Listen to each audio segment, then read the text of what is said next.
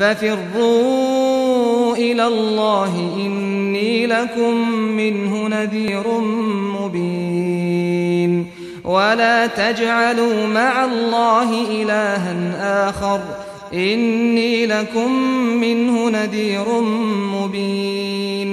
أعوذ بالله من الشيطان الرجيم. بسم الله الرحمن الرحيم. أشهد أن لا إله إلا الله وحده لا شريك له وأشهد أن محمدا عبده ورسوله. الصلاة والسلام على أشرف المرسلين سيدنا محمد صلى الله عليه وسلم وعلى آله وصحبه أجمعين. Alhamdulillah Rabbil Alamin. Assalamu alaikum warahmatullahi wabarakatuh. Viewers at home. Today we want to look at a very important topic. A topic that's into practically many aspects of our life, especially at this period of Ramadan. And the topic is Muslimah. That's the Muslim woman, kindness to parents and neighbors. Islam, basically, it's a religion that delves into all aspects of our life. It talks of how can we relate with fellow human beings such that there will be peace and harmony in the society. So as a result, Islam as a religion emphasizes the kind treatment of parents as well as neighbors. More so, when we look at our world today, we see that we have so many issues taking the rounds, because presently there is this global pandemic of coronavirus, whereby every human being seems to be in despair. As a result, it becomes more than necessary for us as Muslim women to ensure that we relate with members of the society in such a way that they will be able to benefit maximally from us. So starting from kindness to parents, Allah subhanahu wa ta'ala has placed the parents on a very high status, such that not one or two or three, but many ayahs of Al-Quran emphasizes the importance of being kind to our parents. According to a verse of the Quran, Allah subhanahu wa ta'ala says, وَعَبُدُوا اللَّهَ وَلَا تُشْرِكُونَ بِهِ شَيْئًا وَبِالْوَالِدَيْنِ إِحْسَانًا. Allah says in that short ayah, believe in Allah subhanahu wa ta'ala and do good to parents and be kind to your parents and serve Allah. So what is that short verse telling us? It's telling us that as Muslim, most especially as a Muslim woman, we must ensure that we treat our parents with utmost kindness and respect. In fact, this virtue is something a Muslim woman must imbibe, because the status to which Islam has placed the parents is so high, to the extent that when we look at Islam as a religion, kindness to parents comes in between believing in Allah and jihad in the cause of Allah. There was a time one of the Sahaba came to the Holy Prophet ﷺ and asked, which deed is the best, O Messenger of Allah? He said, prayer said at the right time. The Sahaba now asked, then what's next? He said, kindness and respect to the parents. And he said, what's next? The Prophet answered, jihad. So we can see the status to which Islam has placed kindness to parents. In fact, kindness to parents is being placed on parallel with the Tawheed, the oneness of Allah.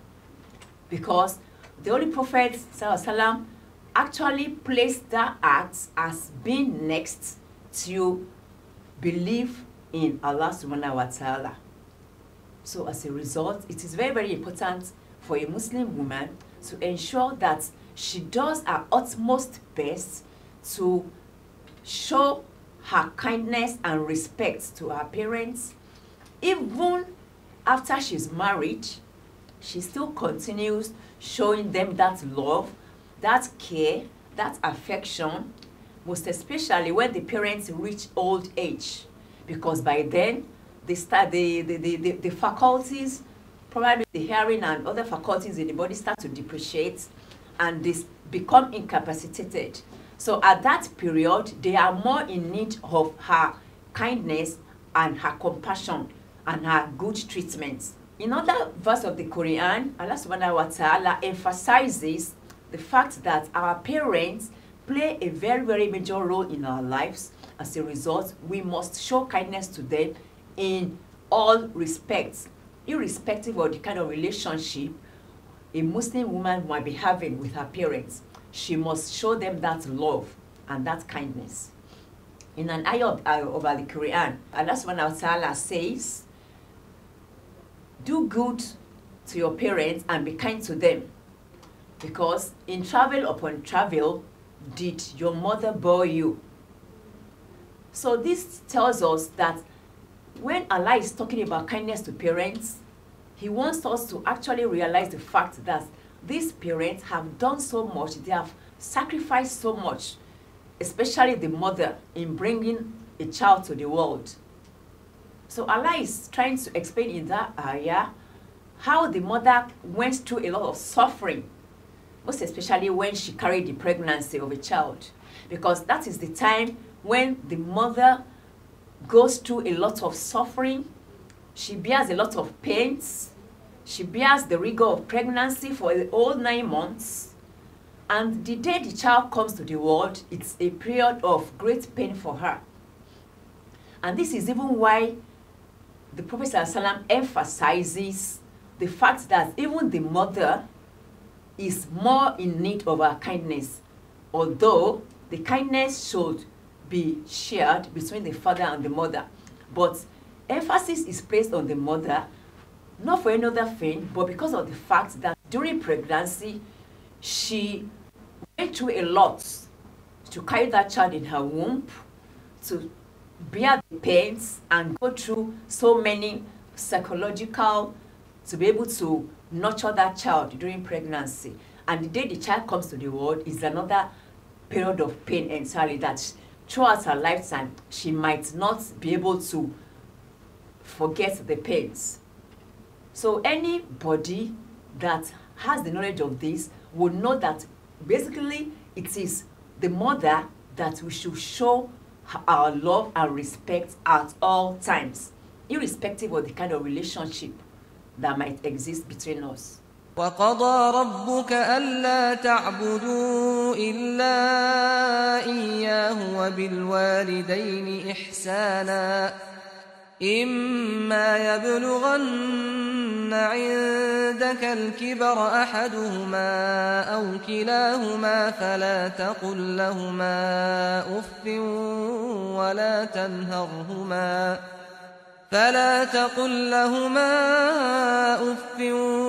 ولا تنهرهما وقل لهما قولا كريما.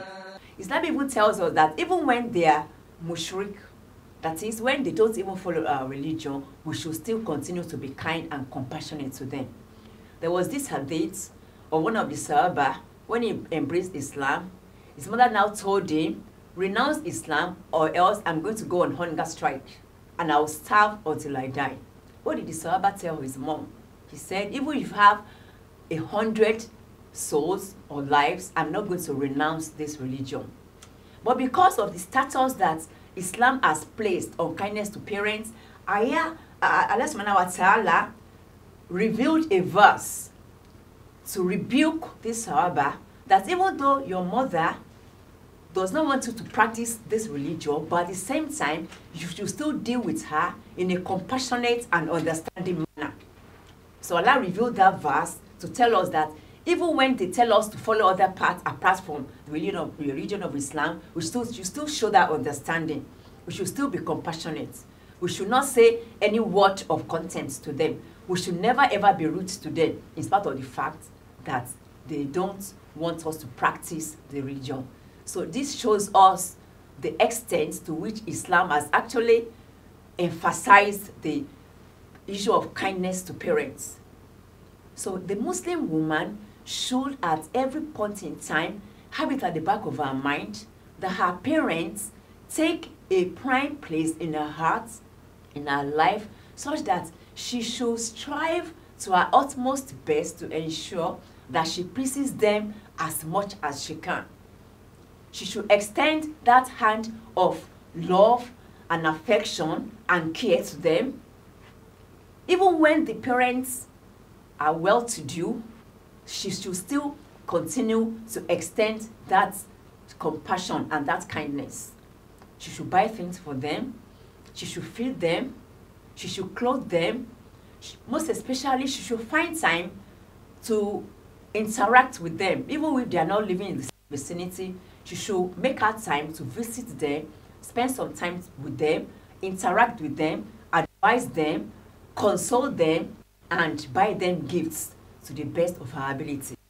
Like I said earlier, the mother is more in need of our kindness. There was a time a Sahaba came to the Prophet ﷺ and asked, "O Messenger of Allah, who is most deserving of my kind treatment?" The Prophet ﷺ said, "Your mother." He now asked again? Who next? The Prophet ﷺ said, "Your mother." He asked for the third time. The Holy Prophet ﷺ said, "Your mother." Then when he now asked for the fourth time, the Prophet ﷺ said, "Your father."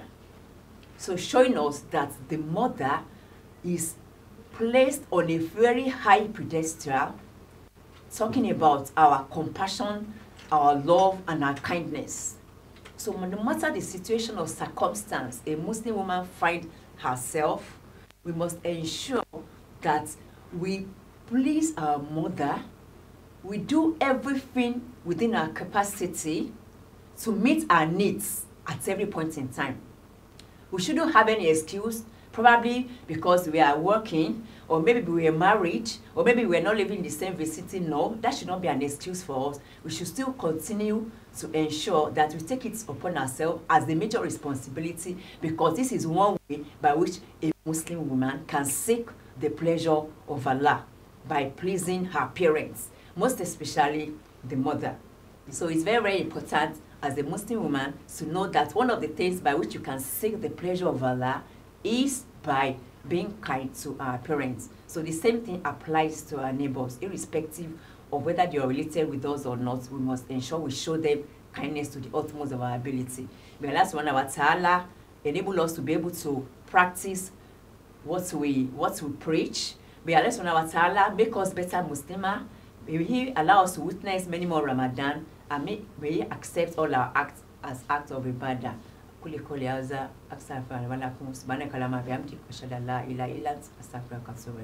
That is for Deen al-Islam, religion with Allah since time began. That is for dhikr, remembering Allah, and Ra is for the month of Ramadan. Oh, Ramadan. That is for zakah, to cure our greed, when we give our money to those in need. Sa is for salamun alaykum, peace be with you, wa alaykum salam.